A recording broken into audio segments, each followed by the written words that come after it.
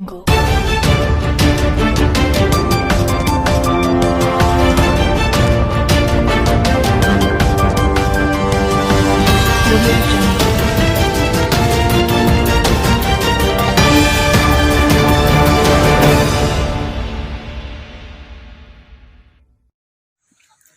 Sir ये बताएं आप कि भारतीय जनता पार्टी का आप इतना विरोध क्यों कर रहे हैं? भारतीय जनता पार्टी जिस हिंदुत्व का नारा देती है, दरअसल ये इसको ना हिंदू से मतलब है ना मुसलमानों से मतलब है। और ये हिंदू मानते किसको हैं, ये सबसे बड़ा क्वेश्चन है। हिंदुत्व का मतलब हो जाता है इनके नजर के अंदर ब्राह्मण, भूमियार, राजपूत,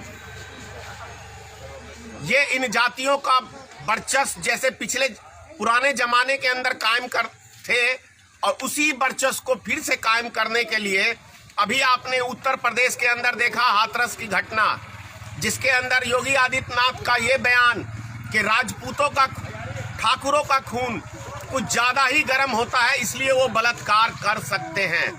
तो ये आपको नहीं लगता कि ब्राह्मणवादी व्यवस्था कायम करने की एक बहुत बड़ी साजिश है? आरएसएस के अंदर कौन लोग हैं जो उसको चलाते हैं? सिर्फ और सिर्फ ब्राह्मणवाद।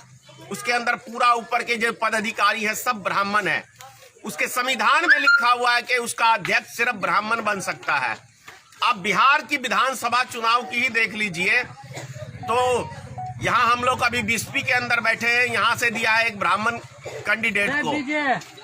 आपको क्योटी से देख लीजिए तो वहां से दिया है एक ब्राह्मण कैंडिडेट को। झंझारपुर से देख लीजिए तो वहां दिया है एक ब्राह्मण कैंडिडेट को।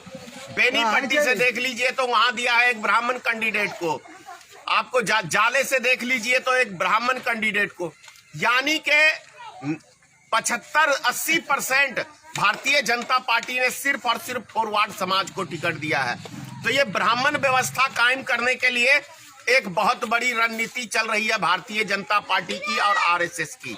इसको हमारे बैकवर्ड समाज को देखने की और समझने की जरूरत है, वरना जितना दलित समाज और बैकवर्ड समाज की बहु बेटियों का भारतीय जनता पार्टी के शासनकाल में इज्जत लूटा गया है और उसके ऊपर कोई कार्रवाई नहीं की है, इसका स्पष्ट मतलब है कि भारतीय जनता पार्टी और आरएसएस ब्राह्मणवाद व्यवस्था कायम करना चाहती है। धन्यवाद।